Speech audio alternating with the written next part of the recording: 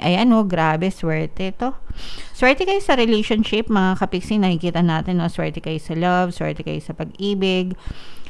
Sa pera, parang hindi masyado, pero wala naman kayo masyadong problema sa pera, mga kapiksi. Pero this is more on relationship, guys. Building good, very good foundation sa pag-ibig, sa relasyon, yan. So, nakikita natin, this is all about love. Pwede sa negosyo din, guys. So, pag negosyo, syempre, pera na rin.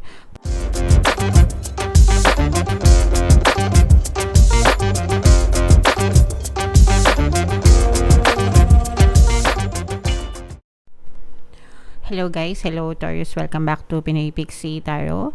Ang pamagat ng episode natin for tonight is full moon kapalaran para ngayong May to June para sa Taurus, Sun, Moon, Rising Sign, and Venus. General reading lang guys, pwede mag-resonate, pwedeng hindi. Combination ng positive and negative energy. Yung full moon guys ngayong May ay sa May 23, tapos yung next na full moon naman ay sa June 21, mga kapiksi. So ang reading na to ay para sa period na yan, and yung next na, and yung pamagat pala, yung pamagat ng ating full moon, mga kapiksi, ay flower moon guys. Okay, so unahin natin tong card na to guys, or yung deck na to. Ito yung mga full moon or message para sa inyo this coming full moon, mga kapiksi. So yung first message or yung message sa'yo is it's time to release negativity, mga kapiksi. So if feeling mo paranoid ka, acting weird, or masyado ng maraming nangyayaring kanigahan sa buhay mo, it's time to say bye-bye sa kanigahan, mga kapiksi. Kasi the moment na hindi nyo pinakawalan, no? Or the moment na natrap kayo dyan sa mga kanigahan, guys, is mahirapan talaga kayong makawala.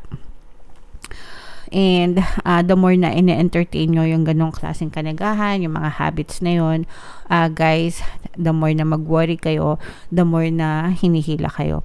Parang ano yan guys, kumunoy, diba? Yung kumunoy, yung, alam niyo ba yung kumunoy, quicksand? Kapag nalubog kayo sa kumunoy, or nakaapa kayo sa kumunoy, hindi kayo agad-agad malulunod, diba? Unti-unti yan, hihilahin kayo pababa. Pero, mahirap makalabas sa kumunoy. Mahirap makaalis sa kumunoy, diba? Kapag lalo na kapag palalim na ng palalim, yung nahatak sa'yo ng kumunoy, or kumbaga malalim na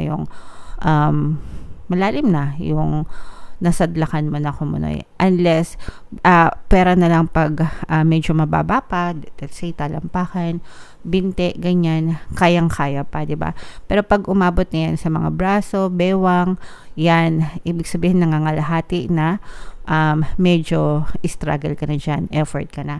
So, ganun din sa buhay, mga kapiksi. Kapag kayo ay nilunod na, kinain na ng kanigahan nyo, kapag in-entertain nyo yan ng in-entertain, and nalunod kayo sa kaiisip ng kanigahan para kayong nasa kumunoy na kinakain kayo ng kinakain hanggang sa nalunod na kayo, hindi na kayo makalabas-labas sa ganyan. Pero pwede naman guys, pero struggle talaga, okay? So, kung ayaw nyo nang lalo mag-struggle hanggang maaga pa, magbabay na kayo sa kanagahan. Alright? Attune to the moon, guys. Emote, it's all better out than in. By the way, mga kapiksi, i-comment nyo yan sa comment section. No? Babay kanagahan. Hello, positivity. Okay? Babay negativity. Hello, positivity. Yun talaga yung dapat na pinapractice nyo i-exercise sa buhay nyo, guys. And sabi nga dito guys, emote, it's all better out than in. Kung pwede nyong iiyak, isigaw, ilabas nyo lahat ng sama ng loob nyo, mga kapiksi, para makatulong sa inyo, gawin nyo, no? Para makatulong sa inyo, para hindi kayo mahirapan guys. Sometimes iyak lang yan diba? Iyak lang, sigaw lang, tapos tama na, okay? It's time to move from living fearfully to living joyfully. So, yung mga fears, yung mga fear of abandonment, fear of rejection, fear of neglect, fear of kung ano man yung mga fear nyo, mga kapiksi, sometimes it's all just in your head. And it's time to, let go, guys, kasi sabi ko nga, may hirapan lang kayo. And start feeling joyfully. Look for things na magpapasaya sa inyo. I-relive nyo yung mga moments na masaya kayo and create new memories na pwede kayong maging masaya, guys. Alright? It's time to move, you're right to have your suspicions. So, for some of you, kung meron kayong pinagsususpetsyahan, okay lang na magkaroon ng suspetsya, pero wag na kayo maghanap ng ebidensya. Kumbaga, tapusin nyo na agad. Kasi the more na nagsususpetsya kayo, and you look for evidence, definitely makikita nyo talaga yan. Sabi ko nga, seek and you shall find, diba? Pag naghanap kayo, makakita talaga kayo ng ebidensya. Ngayon, kung ayaw nyo ng negative, diba? Huwag kayong maghanap ng ebidensya, mga kapiksi. Grudges are toxic. Let something go. Okay? Yung mga grudges, anger, hatred, resentment, yung mga puot-puot, na yan. Very toxic yan. Dapat hindi nyo inaalagaan yan sa puso nyo, mga kapiksi, kasi lalo lang kayong magkakaroon ng maraming blocks sa buhay nyo, guys. Alright? So, yan ang message for you this full moon season, guys. Sana naintindihan nyo. Comment down below if feeling nyo, guys, nakaresonate kayo dyan sa message for you. So, up next naman, tingnan naman natin yung ganap sa inyo ngayong full moon season. Shuffle ko to, guys. Habang sinashuffle ko to, panoorin nyo muna yung video natin regarding sa ating paano mag-manifest ng abundance video course. Kapiksi, sawa ka na ba sa mga struggles at hirap sa buhay mo? Masipag ka ba at masikap sa buhay ngunit hindi ka pa rin umaasenso? Ilang beses ka na bang nag-attempt magnegosyo at mag-invest pero palagi ka pa rin nalulugi? Sa pagkakataon na ito ay maaaring may subconscious beliefs ka na nagiging balakid sa iyong pag-unlad at pagyaman. Introducing, paano mag-manifest ng abundance video course. Dito ay matututunan mong ma-overcome ang mga balakid mo para tuluyan ka ng umunlad, umasenso, sumagana, maging matagumpay, successful at maswerte sa iyong kabuhayan, pera, trabaho, negosyo, salapi at kaperahan ng bonggang-bongga. Dali, mag-send na ng email sa pinoypixitaro@gmail.com at simulan na ang iyong pagyaman ngayon. Alright. So, sabay-sabay tayo, guys, magpayaman ngayong 2024. Mag-avail na kayo ng course. Sobrang ganda niyan, mga kapiksi. And ngayong May, magkakaroon tayo ng promo, guys. Pwede kayong mamili. Kung gusto niyo ng 1 free pampaswerte subliminal o kaya naman 200 pesos na discount until May 30 yan, mga kapiksi. Kaya mag-avail na kayo. And meron din tayong email coaching. Manifest your desires using the law of attraction. If meron kayo, guys, na specific na gusto nyo i-manifest, pwedeng love and relationship, pwedeng money or career, mga kapiksi, pwede kayong magpabook ng email coaching session with me. Mag-send lang kayo, guys, ng email sa pinoypixitaro@gmail.com. So, Taurus, guys, kayo ay represent ng King of Pens. Ito yung energy ng moon, mga kapiksi. Ito yung negative and positive. Unahin natin yung mga negative, guys. Mag-ingat sa scam, no? Mag-ingat sa mga manloloko. Actually, there are new opportunities, no? Ito lahat ito.